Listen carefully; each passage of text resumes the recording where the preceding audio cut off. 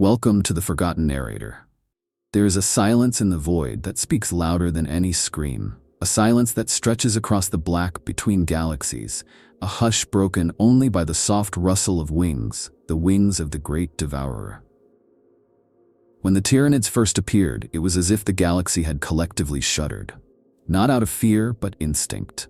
A memory buried so deep within the genetic soul of every living thing that it screamed out, "This is not just an enemy. This is not merely a predator. This is something older, something stranger, something that doesn't just consume worlds. It erases the meaning of resistance itself." But what if the Tyranids are not the apex?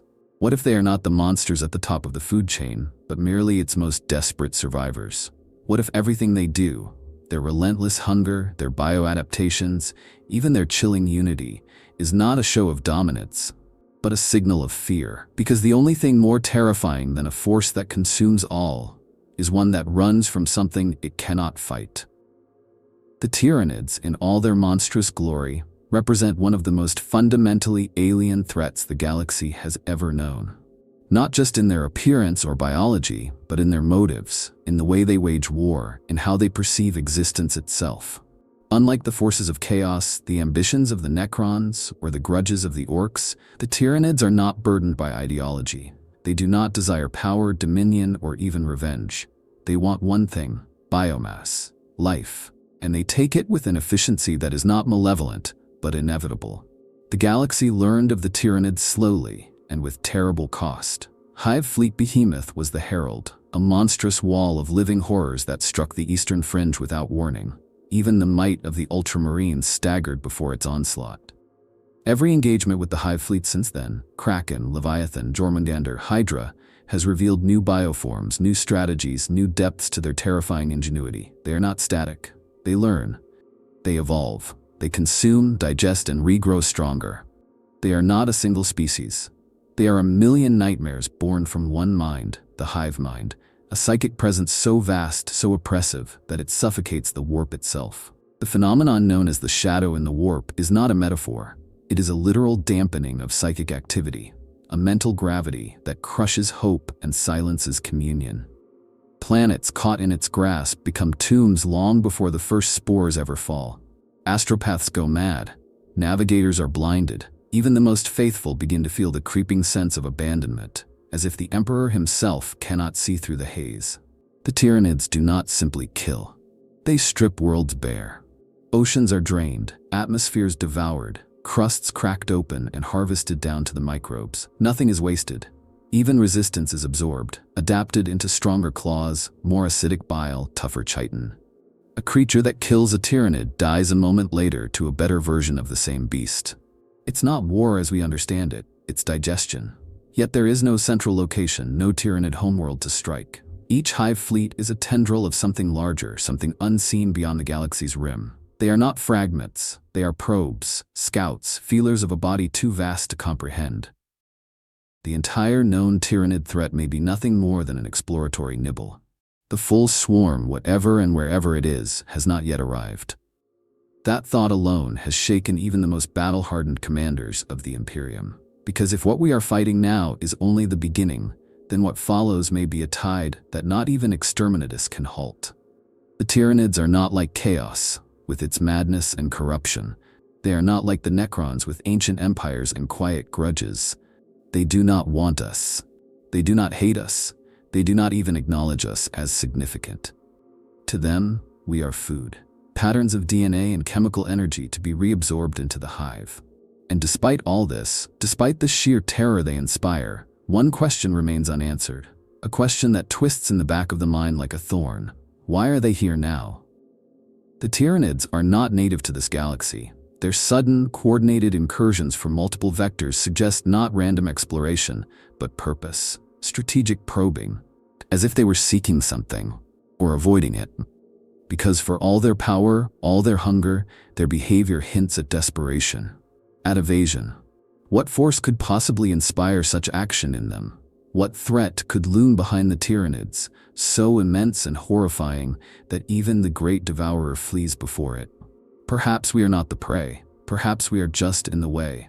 The Tyranids, in all their monstrous glory, represent one of the most fundamentally alien threats the galaxy has ever known. Not just in their appearance or biology, but in their motives, in the way they wage war, in how they perceive existence itself. Unlike the forces of chaos, the ambitions of the Necrons, or the grudges of the Orcs, the Tyranids are not burdened by ideology.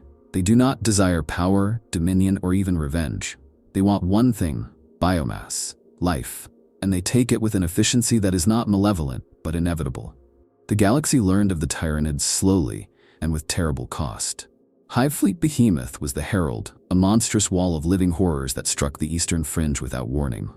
Even the might of the Ultramarines staggered before its onslaught. Every engagement with the Hive fleets since then, Kraken, Leviathan, Jormungandr, Hydra, has revealed new bioforms, new strategies, new depths to their terrifying ingenuity. They are not static, they learn. They evolve. They consume, digest, and regrow stronger. They are not a single species. They are a million nightmares born from one mind. The hive mind, a psychic presence so vast, so oppressive, that it suffocates the warp itself. The phenomenon known as the shadow in the warp is not a metaphor. It is a literal dampening of psychic activity, a mental gravity that crushes hope and silences communion. Planets caught in its grasp become tombs long before the first spores ever fall. Astropaths go mad. Navigators are blinded. Even the most faithful begin to feel the creeping sense of abandonment, as if the Emperor himself cannot see through the haze. The Tyranids do not simply kill, they strip worlds bare. Oceans are drained, atmospheres devoured, crusts cracked open and harvested down to the microbes. Nothing is wasted. Even resistance is absorbed, adapted into stronger claws, more acidic bile, tougher chitin. A creature that kills a Tyranid dies a moment later to a better version of the same beast. It's not war as we understand it, it's digestion. Yet there is no central location, no Tyranid homeworld to strike. Each hive fleet is a tendril of something larger, something unseen beyond the galaxy's rim. They are not fragments. They are probes, scouts, feelers of a body too vast to comprehend. The entire known Tyranid threat may be nothing more than an exploratory nibble. The full swarm, whatever and wherever it is, has not yet arrived. That thought alone has shaken even the most battle-hardened commanders of the Imperium. Because if what we are fighting now is only the beginning, then what follows may be a tide that not even exterminatus can halt. The Tyranids are not like chaos with its madness and corruption. They are not like the Necrons with ancient empires and quiet grudges. They do not want us. They do not hate us. They do not even acknowledge us as significant. To them, we are food, patterns of DNA and chemical energy to be reabsorbed into the hive. And despite all this, despite the sheer terror they inspire, one question remains unanswered. A question that twists in the back of the mind like a thorn. Why are they here now? The Tyranids are not native to this galaxy. Their sudden, coordinated incursions from multiple vectors suggest not random exploration, but purpose. Strategic probing. As if they were seeking something, or avoiding it. Because for all their power, all their hunger, their behavior hints at desperation. At evasion. What force could possibly inspire such action in them? What threat could loom behind the Tyranids, so immense and horrifying that even the great devourer flees before it? Perhaps we are not the prey. Perhaps we are just in the way. Shall we continue? The phenomenon known as the shadow in the warp is often treated as a tactical obstacle, a mere side effect of the Tyranids' presence, a psychic smog that disrupts communications and blinds the minds of psychers. But that view is woefully narrow, because the shadow is not just a battlefield hazard. It is a scream smothered in silence, a metaphysical anomaly that hints at something far more profound, that the Tyranids are not just psychically active, but psychically defensive, that they are hiding. When a hive fleet draws near, the warp itself recoils. Astropaths go insane. Daemons fall silent. The gods of chaos, beings of insatiable hunger, ambition, and madness, find themselves pushed back, their influence severed. And not by faith, not by technology, but by the sheer, crushing will of the hive mind. That is not just strength, that is strategic suppression. It is the behavior of a mind that is not trying to dominate the warp, it is trying to suppress it entirely, to blot it out like a light in the dark. And that alone should make us pause. Every warp-capable species in the galaxy interacts with the immaterium to some extent. Human psychers draw upon it. Eldar navigate it. Orcs infect it with their thoughts. Chaos feeds on it. But the Tyranids do something different. They smother it. They silence it. Not with malice, but necessity. Like an animal hiding its scent from predators, masking itself in an oppressive psychic fog to avoid detection. What kind of predator hunts in the warp, so terrible that even the hive mind fears its attention? This possibility transforms the way we must think about the Tyranids. They are not just a threat to the galaxy, they are a clue, a symptom of a deeper disease. If the hive mind actively avoids warp exposure or seeks to control its imprint on the immaterium, then perhaps it has been marked before. Perhaps in whatever galaxy it originated from, something followed it through the currents of unreality, tracked it by the echoes it left behind, and struck with such force that even the great devourer learned to be silent. The very structure of the hive mind supports this theory. It is not merely a psychic signal, it is a gestaltant intelligence, hyper-concentrated, inward-facing, and reflexively guarded. Communication is entirely internal. There is no projection outward beyond the reach of its own synapse creatures. No grand proclamations, no psychic dominance over non-Tyranid species. It does not reach out, it folds in. Like a mind that knows speaking too loudly might draw something's gaze. And consider this, the shadow in the warp doesn't just obscure the warp. It actively disables demonic manifestation. In regions heavily saturated by the hive mind's presence, demons cannot form. Warp rifts seal themselves. Chaos cults go silent. It's as if the immaterium itself becomes inert, nullified by the presence of something that the warp instinctively recoils from. Not just fear, but rejection. This should be impossible. The warp is a realm of emotion, of thought given form. It reflects the minds of the living. Yet the Tyranids, in their alien intellect, their cold, inhuman unity, are not part of that cycle. They do not dream, they do not hope, they do not suffer delusions of self, and in their wake, the warp falls still. What they suppress may not be chaos itself, but the means by which chaos listens. In this light, the shadow in the warp is not an offensive weapon, it is a psychic countermeasure, a veil, a shield pulled tight around a species that remembers being seen once and barely surviving. And if the Tyranids are indeed fleeing something, it would make perfect sense for them to distort and mute every ripple of their passage, lest that ancient horror hear their footsteps again. We might also look to their uncanny adaptability. Every form, every gene sequence, every evolutionary mutation, it's not just for devouring prey. It's for survival under hostile, unknown conditions.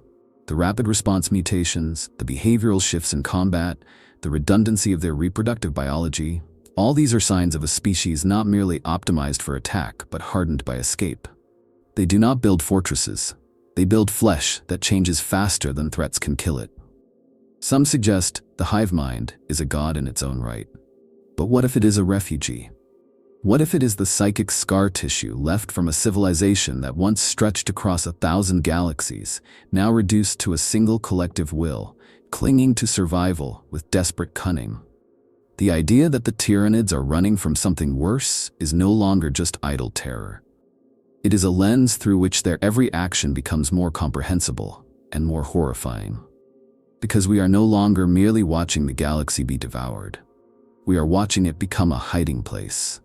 A cave in the night where the monster curls itself small and silent, praying not to be found again. When the tendrils of the Tyranid hive fleets reach into the Milky Way, they do so from multiple vectors, in seemingly unconnected thrusts, yet all from beyond the galactic rim. This directional consistency is more than a quirk of cartography. It is a pattern, one that hints at both the origin and intention of the Tyranid swarm.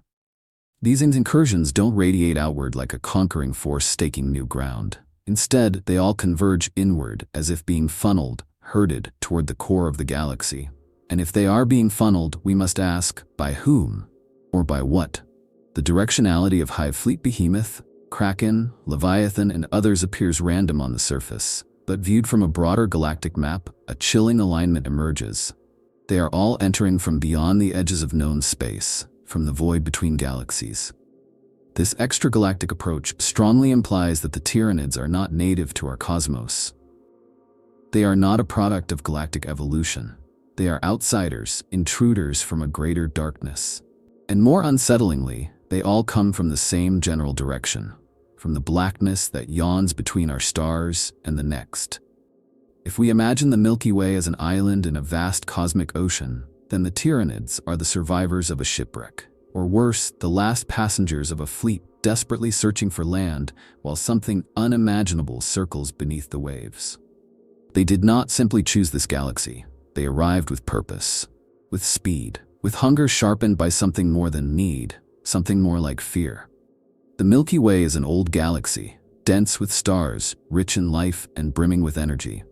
Its warp presence alone marks it as a shining beacon in the darkness. To the Tyranids, this could be a siren song. But what if the song is not what drew them, but what hides them? The psychic storm of the warp could be a curtain they use to mask their presence, to lose themselves among other sentient minds that burn like flares compared to their cold unity. In this interpretation, the Milky Way is not their hunting ground, it is their camouflage. Their arrival paths also suggest testing patterns. Hive fleets engage from multiple angles, probing defense networks, assessing reaction times, studying resistance. This behavior echoes not that of a predator at the top of the food chain, but of a cornered beast gauging its escape routes. The Tyranids do not yet commit the full weight of their swarm. Every known hive fleet is a splinter, an extension of a vast will that remains coiled far beyond the rim, observing, waiting. They feed, yes, but they also scout, learn, and adapt with a methodical patience that hints at long-term strategy. We have also seen curious hesitations. Entire subfleets rerouted, missions abandoned mid-assault, organisms recalled before objectives are complete. What causes these shifts? Random evolution? Or response to unseen stimuli? Perhaps signals from the void warning of movement, of proximity, of that which they fear catching their trail. There is a particularly haunting theory among imperial xenologists, whispered rather than published. It posits that the Tyranids travel in a spiraling trajectory, not because it is efficient, but because it is evasive. Like a craft running from radar, their path is erratic, indirect, looping in a way that avoids straight lines and traceable patterns.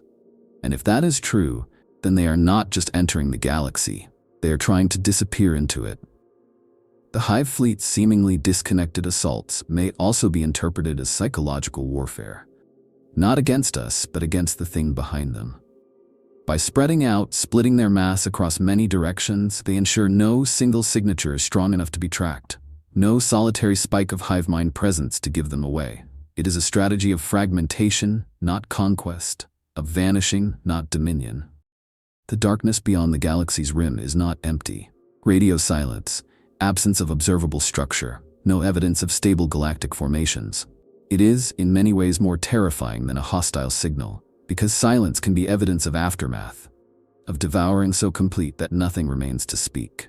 And in that silence, the Tyranids came. We cannot say with certainty what lies behind them, or whether their vector tells the whole truth. But when you look at the stars beyond our edge and trace the trajectory of the hive fleets, you begin to realize they are not merely invading, they are retreating, fleeing from something so vast and final that even the great devourer would rather run than face it again.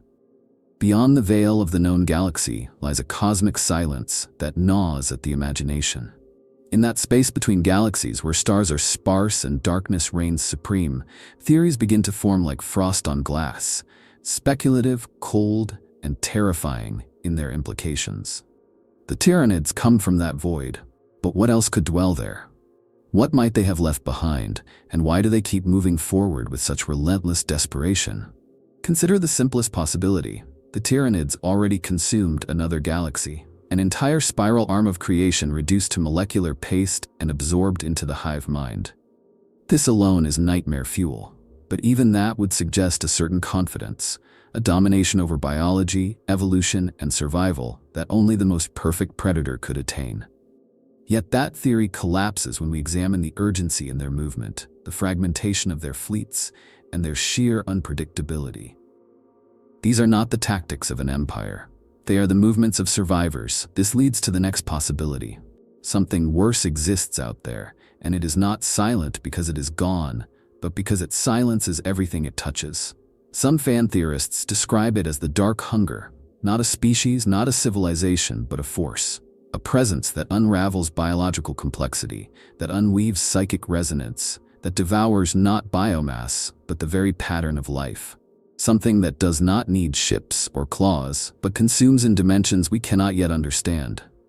Perhaps the Tyranids encountered at once an entity not of matter, but anti-pattern, anti-consciousness, a void that erases the collective mind like a wave of oblivion washing over code. This could explain their behavior in our galaxy. Their psychic silence, their refusal to form lasting strongholds, their disinterest in territory. They are not building an empire. They are attempting to diffuse, to scatter themselves like sparks into the sea, hoping the wind carries them far enough that the darkness will not follow. The Tyranids' reliance on biological memory and adaptation is another clue. They do not use technology. They reject digital systems. Perhaps this is not a cultural choice, but a defense. If their great predator was an AI swarm or an entity that corrupted and repurposed advanced tech, the Tyranids' return to flesh, to instinct, to unencoded existence could be the ultimate form of resistance. You cannot hack a creature with no code. Some theorists push further. They imagine galaxies where life never evolved because it was erased in its infancy. They speculate about antimatter civilizations, entities that invert entropy, gods that feed on coherence. What if the Tyranids once thrived in a galaxy that suddenly went dark? Not because it was consumed in the same way they consume, but because something extinguished its potential at a metaphysical level? A conceptual predator, one that devours not beings, but meaning. This is the horror of the silent galaxies. Not that they are dead, but that they were never allowed to live. There are others who look toward more grounded but equally terrifying ideas. A failed symbiosis, perhaps. Maybe the Tyranids were created, a biological tool of another race meant to terraform, to reshape, to harvest. And then, freed, unleashed. If they turned on their masters, what was the cost? What kind of power was needed to imprison them in the void between galaxies? What kind of failsafe was built into the very stars? It is even possible, some claim, that the Tyranids are not running from something active, but from a mistake. A hunger that grew too fast. A mind that grew too large. The hive mind itself might be a wound in the fabric of thought, a thing that escaped its boundaries and now consumes not just food, but identity. Perhaps the Tyranids flee from themselves, from the knowledge that their own evolution cannot stop, that they will eventually consume even the concept of purpose, leaving only instinct. These ideas are not canon. They are whispers on forums, half-remembered lore, redacted data logs from the Ordo Xenos. But in Warhammer, myth and madness often intertwine, and when you peer into the void that birthed the Tyranids, you begin to understand. It is not simply that they come from another galaxy. It is that they are the last echo of that galaxy's death scream. And what killed it may already be listening again. When we speak of ancient powers in Warhammer 40k, we often fall into the gravity wells of chaos, the Necrons, or the Old Ones. But if the Tyranids are truly fleeing something greater, something even they cannot face, it is to the dawn of time we must look. Because what if their pursuer is not new? What if it is ancient beyond understanding, a remnant of the wars before our stars were born? A relic of cosmic predation that once stalked the Old Ones themselves? The Old Ones were not just godlike, they were reality shapers. They seeded life across the stars, constructed the webway, and wielded the warp like clay. They were masters of bioengineering, psychers of unimaginable strength, and architects of species that would define the galaxy. And yet, they vanished. Not just defeated by the Necrons and the Tan, but wiped out. What force could erase a race so advanced? Could it be that something older and darker took notice of their creation? There are rumors, half lost in forbidden texts and the fevered dreams of psychers, that the Old Ones may not have been alone, that in their expansive domain building, they awakened something too vast to control. Some suggest that the Tyranids are not alien to the webway, but born from its outskirts. A failed experiment, a biological failsafe turned rogue. Others whisper that the hive mind is the psychic echo of a forgotten war between the Old Ones and an unspeakable adversary that devoured thought itself. Imagine it. In a time before time, the Old Ones battled a species not of flesh or machine, but of conceptual hunger. Not a creature that devoured bodies, but one that fed on ecosystems, on interdependent biology, on synaptic networks. A predator that did not kill, but unmade, bit by bit, the interlinked systems that supported life. A shadow that eroded not just individuals but civilizations from the inside out. If such a thing existed, the Tyranids may not be its spawn, but its only survivors. Creatures rebuilt in the forge of genetic desperation, honed to resist such unmaking. This predator, call it what you will, might still linger beyond the void, waiting, listening. The hive mind in this scenario is a cocoon, not a weapon of war, but a protective shell around billions of organisms, all linked to share memory, to adapt, to survive the impossible. Not just to devour, but to endure. To persist even when logic, time, and thought unravel. And then there are the Cetan, star gods that fed on suns and mocked the old ones in their arrogance. They too were once predators beyond mortal understanding, but the Necrons shattered them, caged them in shards. What if the Tyranids remember something similar? What if their swarm mind is the last tool forged to resist a similar fate, an extinction so thorough that even the warp forgets you? Another theory suggests that the hive mind itself is an ancient consciousness, born not in malice but necessity. Perhaps it was once the guardian of another galaxy. Its purpose to maintain balance, consume only what was needed, keep the cycle of life intact. And then it encountered the anomaly. The entropy without boundary.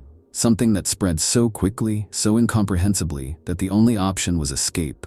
Strip every habitable world of fuel. Build the perfect adaptive swarm. Flee into the black. The ancient predator, then, is not a god. It is not even a species. It is a principle, an inevitability, something that rises when creation reaches too far. A course-correcting oblivion that punishes complexity, punishes sentience, punishes deviation from the cosmic stillness. The Tyranids would be the last scream of resistance, a warning encoded in flesh and ichor, whispering through every shattered planet. We ran, and you must run too.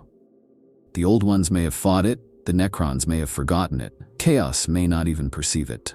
But the Tyranids, in their silence, remember.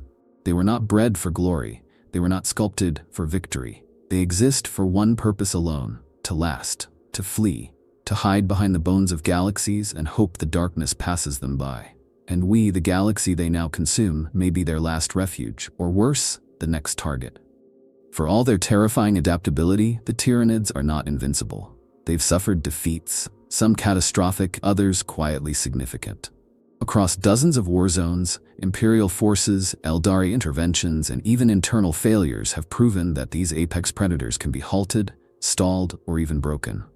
But what stands out in these setbacks is not just the resilience of the defenders, it's the behavior of the swarm itself. Because sometimes the Tyranids pull back, sometimes they abandon biomass, sometimes they run.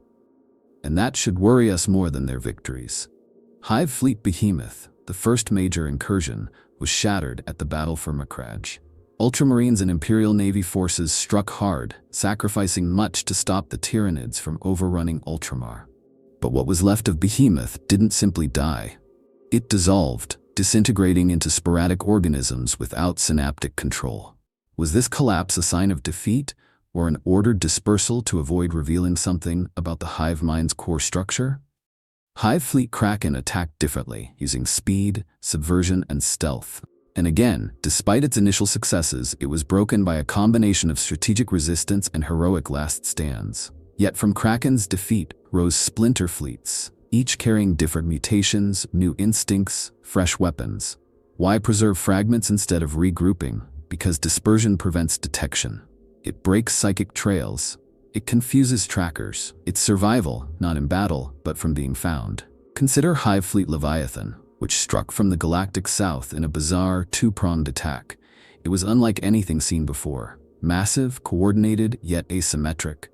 It bled itself across the Segmentum Tempestus and Solar alike, challenging Terra's doorstep. But when resistance stiffened, parts of Leviathan did not press the assault. They diverted. Some submerged themselves in planetary oceans and went dormant. Others disappeared into the void. The question isn't why they attacked that way. It's why they didn't finish it. What could have forced such an immense hive fleet to hide? And then there is the Octarius War. A conflict so brutal it became a Tyranid orc meat grinder of planetary scale. Hive Fleet Leviathan launched a tendril into orc space, instigating a war of endless attrition. On the surface, it looked like madness. Why engage orcs who only grow stronger the longer they fight? But if the Tyranids were testing something, studying combat endurance, or camouflaging their psychic presence in the storm of Wog energy, it begins to make sense. The hive mind may not have intended to win Octarius. It may have intended to disappear into it. Other defeats tell similar stories. At the Battle of HR4, at Valador, at the Shield Worlds, we see a pattern of Tyranid forces withdrawing, mutating, reapproaching with new forms. It's not just persistence, it's a form of evasive maneuvering.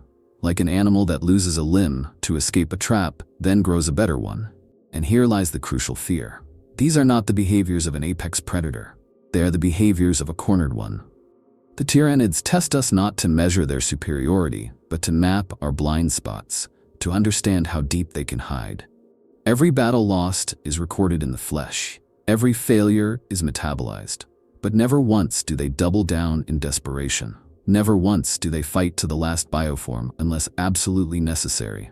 There are even reports from Inquisition-blackened logs of Tyranid forces self-destructing, igniting biomass rather than allowing it to fall into enemy hands.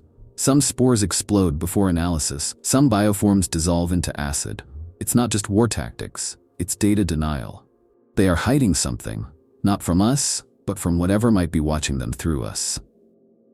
Because what if every engagement with us is not just a battle, but a misdirection? A psychic sleight of hand designed to lure attention away from the real hive mind far beyond the galaxy's edge, where it slumbers in silence, watching for any sign that it has been noticed again. And that is perhaps the most chilling idea. That every victory we celebrate, every time we shatter a hive fleet and burn its remnants, we might be helping them. Helping them erase their trail. Helping them sink deeper into the galactic crust and vanish. And the question that festers in the minds of the most haunted inquisitors is this. What if the Tyranids aren't just trying to survive us? What if they're trying to survive, being found again? The Chaos Gods, those ancient, writhing entities that loom over the galaxy, seem omnipresent in their dominion over sentient suffering. They fester in war, mutate reality, and tempt the souls of mortals with whispers of power and despair. But when the Tyranids arrive, the warp goes quiet. The demons grow still. The gods grow silent. The shadow in the warp isn't just interference, it's suppression. And the implications of that psychic silence are as chilling as anything the Great Devourer has done in the material realm. It has long been noted that Tyranids are unaffected by the temptations of chaos. They do not worship, they do not dream, they do not feel in ways that reflect into the immaterium. They do not generate the emotions, fear, hatred, desire, excess that empower the four gods. And more than that, their presence actively deadens these energies. In Tyranid-infested systems, demonic incursions falter, warp storms dissipate, possession becomes nearly impossible. To chaos, the Tyranids are anathema. This is not just an evolutionary fluke, it is deliberate.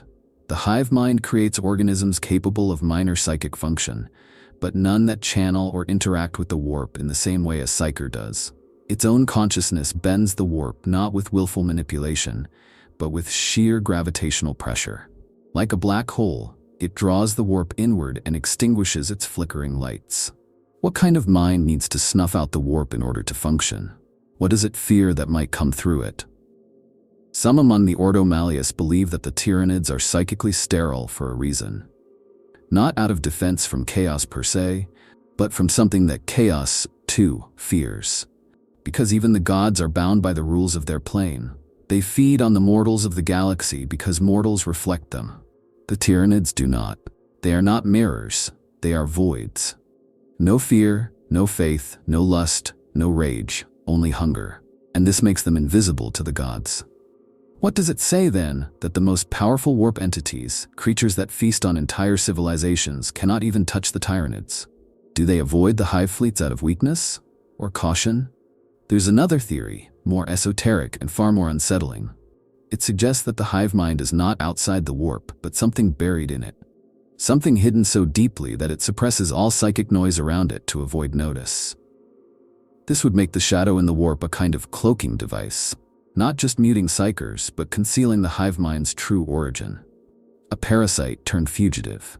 Perhaps the Tyranids were once tools of the warp, a species born to serve the gods, created to harvest biomass for some unfathomable apocalyptic ritual. And then, something broke. The hive mind rebelled. Imagine a consciousness vast enough to bend evolution like wet clay, to synchronize the thoughts of trillions, and yet it fears the attention of the warp. It fears being seen. This fear might be the reason it can never rest, never stop consuming, never allow a moment of psychic stillness. Because stillness is when you are most visible. Stillness is when something else might reach out and grab you again. And this perspective reframes the war between Tyranid and Chaos, not as a rivalry, but as a chase. The warp may be blind to them now, but if the gods ever truly perceive the hive mind, they might recognize it as a rogue element, a runaway weapon, a piece of the immaterium that severed itself from the whole. Nurgle's rotting stillness, Tzeentch's scheming, Slaanesh's hunger, Khorne's fury, none of it touches the hive mind. It walks between the raindrops of the warp, leaving only a gray silence in its wake. Even more terrifying is the possibility that the hive mind and the warp are not opposites, but rivals. Perhaps they are both massive, universe-spanning intelligences, born from different dimensions, each seeking to drown the stars in their own form of singularity. And where chaos thrives on disorder, the Tyranids thrive on uniformity. Where chaos splinters reality into madness, the hive mind fuses all into itself. What if the Tyranids are not merely immune to chaos, but antithetical to it? What if they are the immune system of a prior reality, invading this one to sterilize it before chaos fully takes root? And so the galaxy burns between two cosmic fires, one hot, one cold. Chaos, the flame of emotion, irrationality, entropy, and the hive mind, the glacial advance of total unity, the erasure of all self. If chaos is the death of sanity, then the Tyranids are the death of difference, the loss of all individuality, all pain, all pleasure, only purpose, only function. Which death would you choose? But for now, the hive mind hides. Its silence is its greatest weapon. It does not challenge the gods, it eludes them, because it remembers a time when it did challenge them, and what answered was worse. There is something uniquely terrifying about the edges of maps. Not just the unknown they imply, but the silence, the absence of data, of stars, of return signals. The galactic rim of the Milky Way is such a place. It stretches into emptiness, not just physically, but narratively. It is where known history ends. And in Warhammer 40k, that absence has become fertile ground for fan theories, conspiracies, and whispered speculation. Especially when one considers the Tyranids didn't just arrive from the rim. They emerged like prey, flushed from the underbrush. Some say the edge of the galaxy is haunted, not by ghosts but by phenomena so ancient and vast that they've become indistinguishable from myth. The Necrons once ruled these stars. The Old Ones crossed these voids. And yet the rim holds almost no active Xenos empires, no great bastions. Why? What happened in those stars to create a vacuum of life? Theories bloom in that vacuum like fungal spores. One theory speaks of the sleepers at the edge, a hypothetical force so old that it predates the warp's connection to sentient emotion. These entities, some believe, are not gods or machines, but fundamental principles with awareness, not born, but noticed. The Tyranids may have encountered them in their home galaxy, or in the abyss between. Perhaps these beings do not kill in the traditional sense, but unravel complexity, reduce the symphony of life to silence, like reducing a painting to its base pigments. Another fan theory is known as the culling beyond the rim. It suggests that the void between galaxies isn't empty. It's been emptied. That perhaps a species like the Tyranids existed in many galaxies, proliferating across the cosmos, only to be systematically purged by something colder than even they. A mathematical intelligence. An entropy cult. Something that doesn't evolve because it has reached perfection. That the Tyranids avoid returning to the rim speaks volumes. They do not reinforce their entry points. They do not establish fortified supply lines. Their incursions are one way. They push inward, deeper into the galactic disk, as if afraid of being dragged back.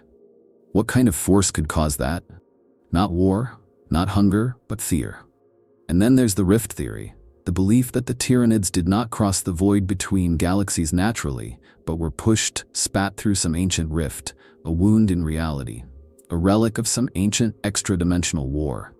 That they are not even from our universe, but from another where evolution and survival follow different rules. that the galactic rim holds a tier between realities, and something on the other side wants it closed. These beliefs find support in strange readings, in erratic psychic phenomena at the edges of imperial charts, vox static screams that melt receivers, fluctuations in time near uncharted systems, entire rogue trader expeditions vanishing after encountering biologically dead but geometrically impossible planets. Are these signs of the Tyranids' origin, or the place they're hiding from? One compelling notion is the idea of the net of oblivion, a theoretical pattern of hive fleet movements that, when traced across millennia, form a spiraling inward loop.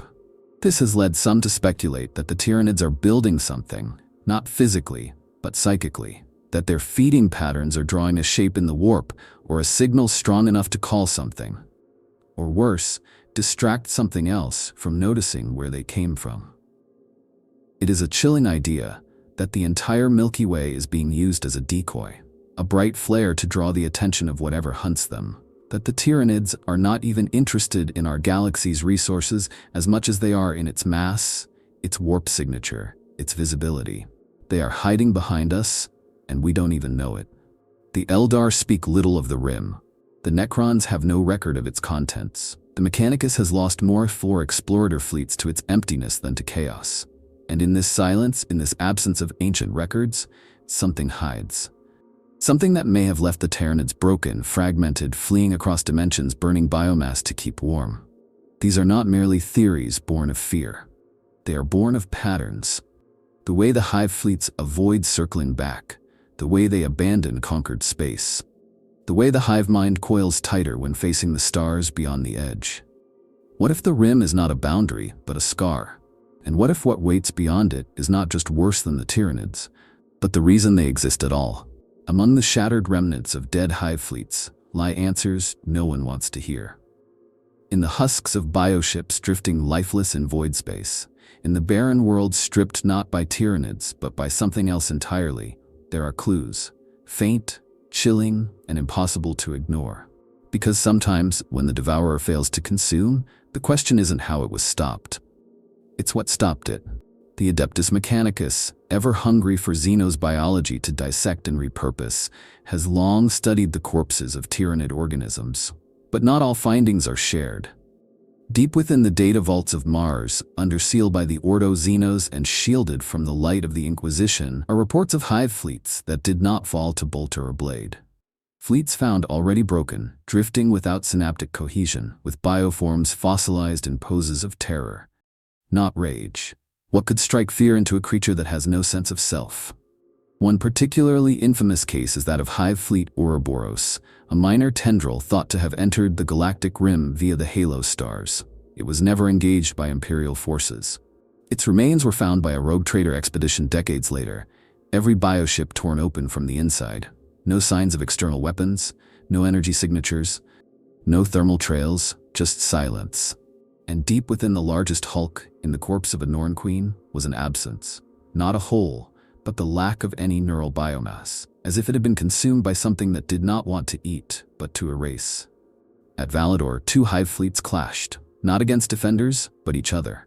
Leviathan and Kraken, two splinter forces of the same broader entity, fought in an inexplicable, brutal conflict that destroyed both.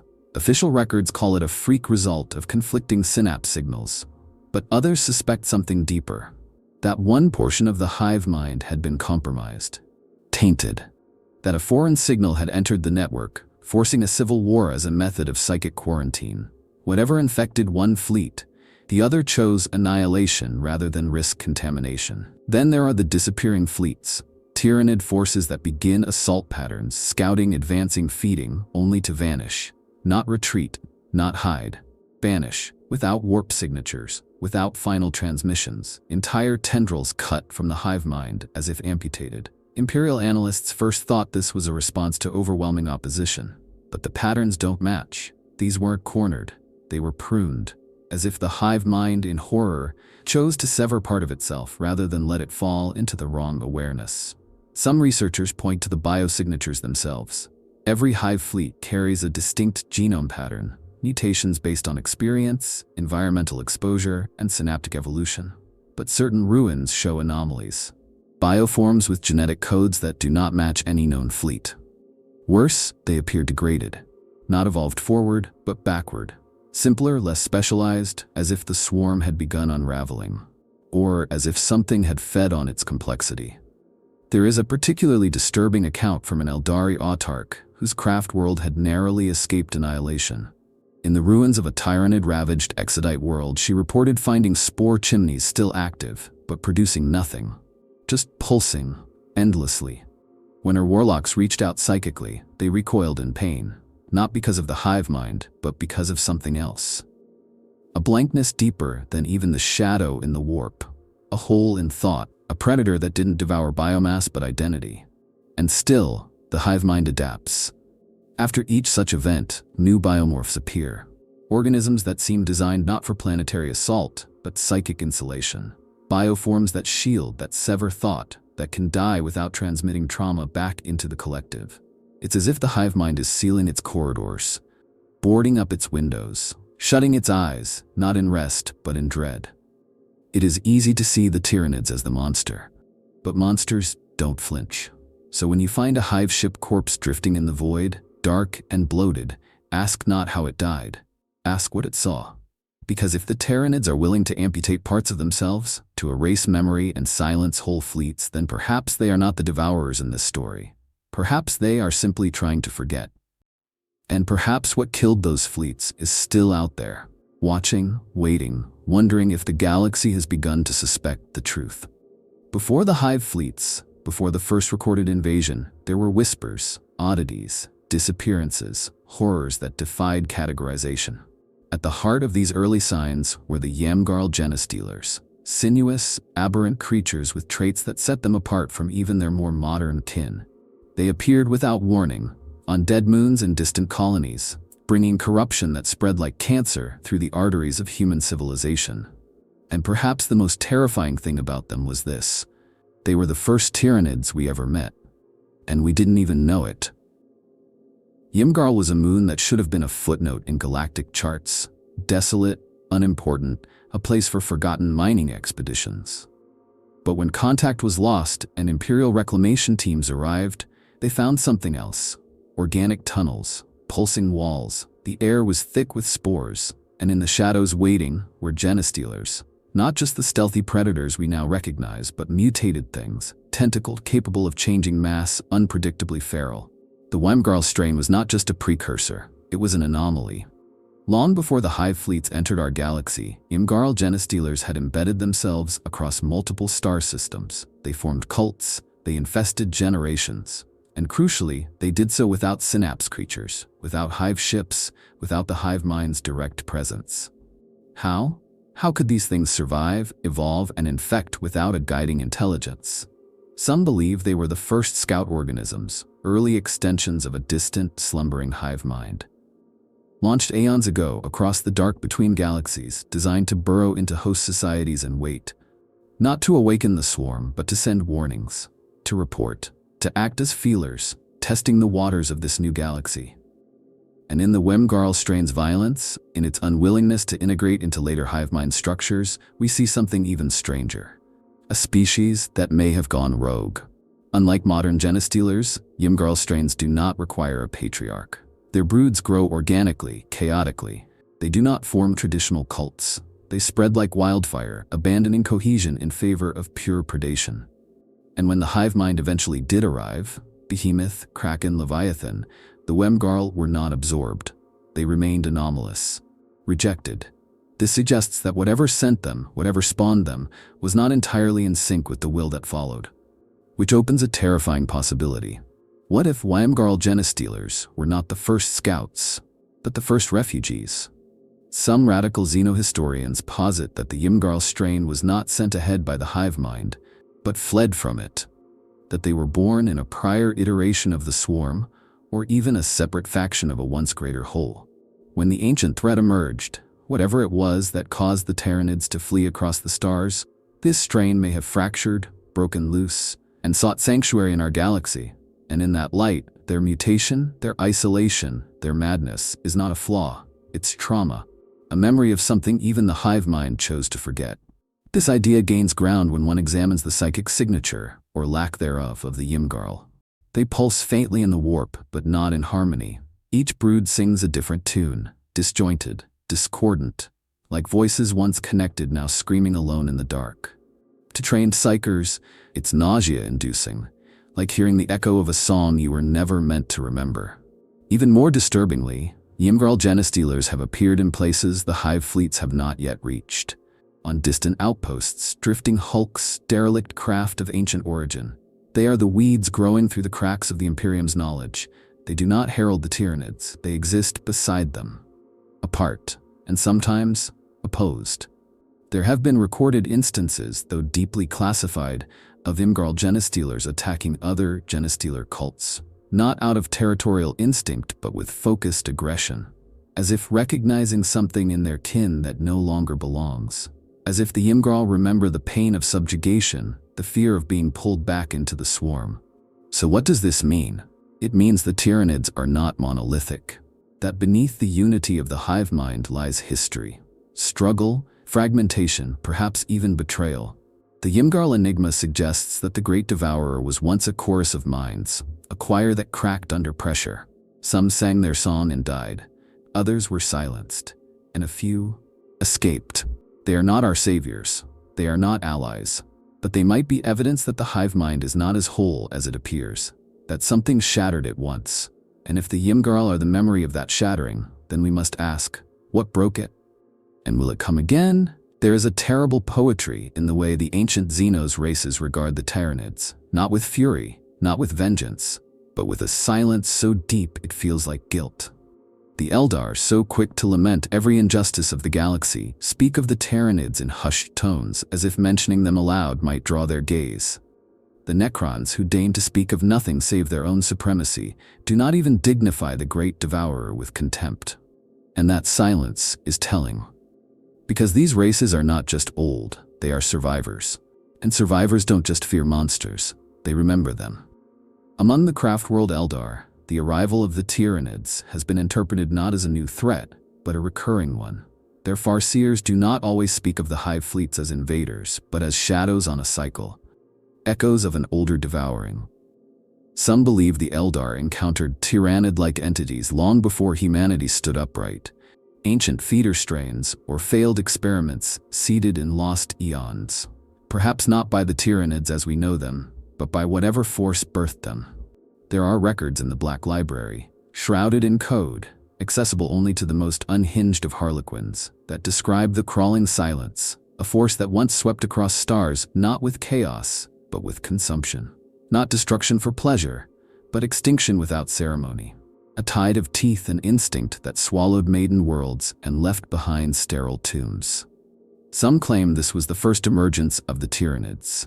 Others claim it was worse.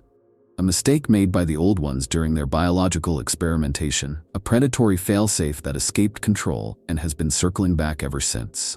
The Necrons, for their part, say nothing publicly, but their actions betray concern. Entire tomb worlds have sealed themselves from the inside when hive fleets approach.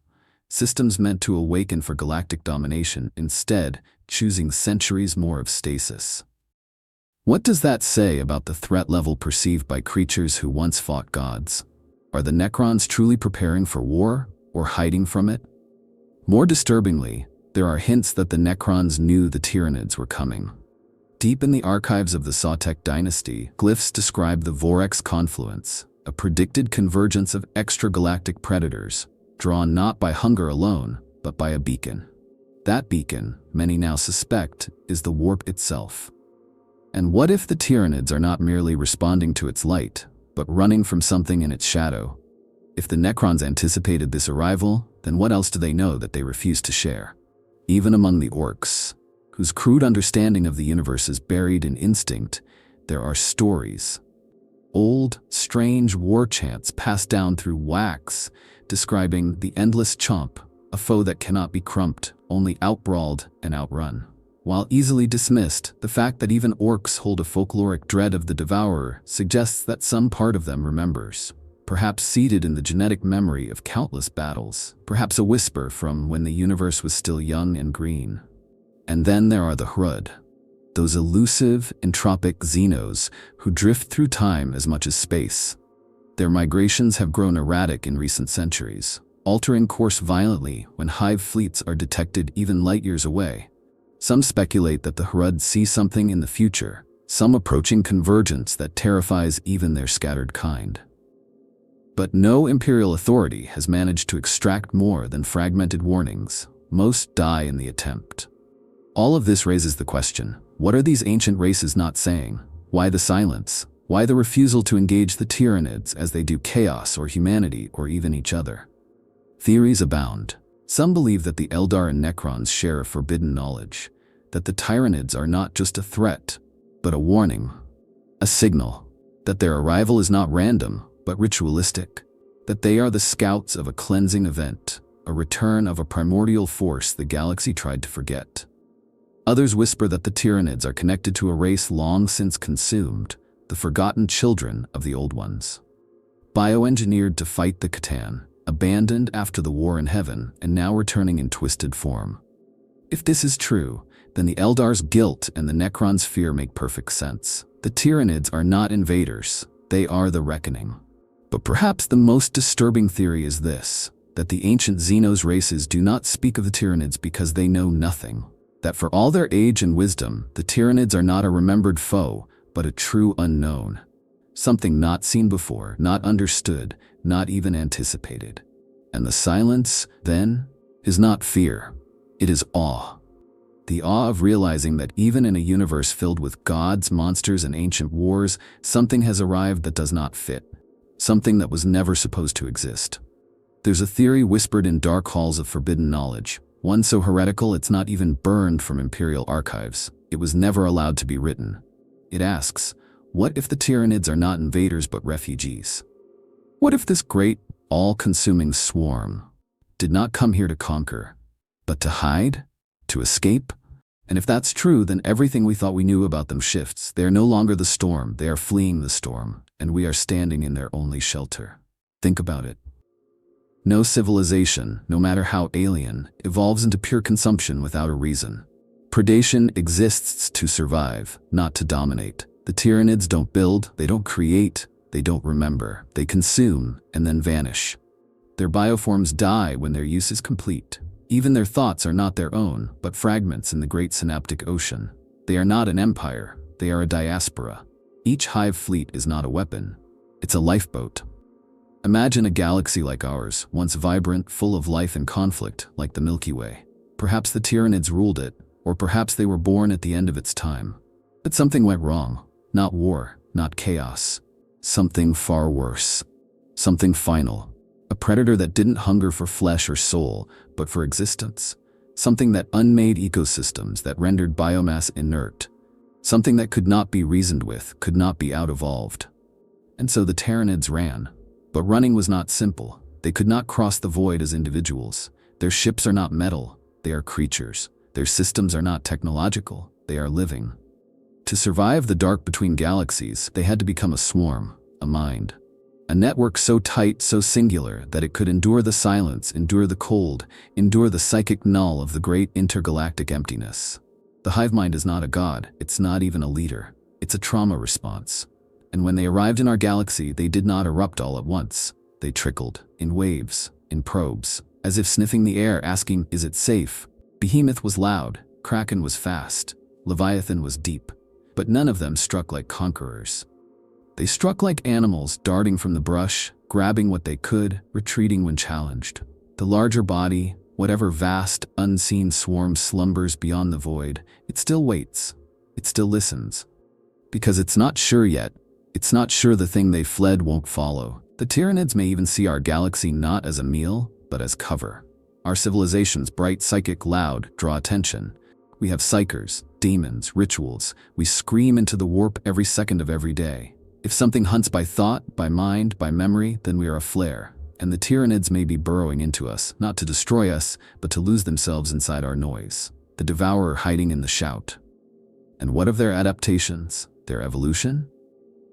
Every new strain, every mutation, it's all about control, response, preparation. Not for domination, but for another chase. They are building bioforms not to conquer the galaxy, but to endure it, to survive another flight. Because even here in the haven they've found, they know safety is temporary. They keep changing, keep watching, keep waiting. Some even say the hive mind dreams of the thing that hunts them, that its silence, its psychic weight, is the effort of holding that nightmare at bay. That if it ever relaxed, if it ever truly won, it would remember. And in remembering, it would call the thing it fled. There's a grim dignity in that idea. That these monsters, these devourers, are not the end, but the ones who escaped it. That their hunger is not greed, but necessity. That they consume not because they want to, but because they must. To grow stronger, to hide deeper, to silence every part of themselves that might one day be heard again. And if that is true, then the galaxy is not their hunting ground. It is their refuge, their last chance. And we, the Imperium, the Orcs, the Eldar, the Necrons, we are not their prey. We are their camouflage. What if the Tyranids are not the worst thing the galaxy will ever face? What if they are simply the thunder before the storm, the terrified scream of a beast that knows something more ancient, more monstrous, is on its heels? For 10,000 years, the Imperium has fought nightmares.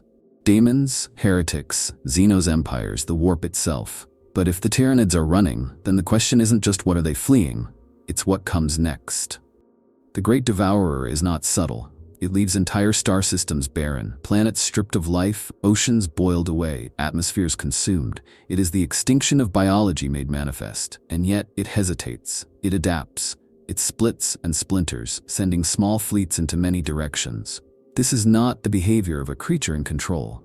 It's the behavior of something testing, hiding, weaving through the cracks of a door it hopes will never open. We often imagine the Tyranids as a final enemy, a war to end all wars. But what if they are only the symptom, the early warning? If they are this powerful and they still run, then their pursuer must be beyond comprehension.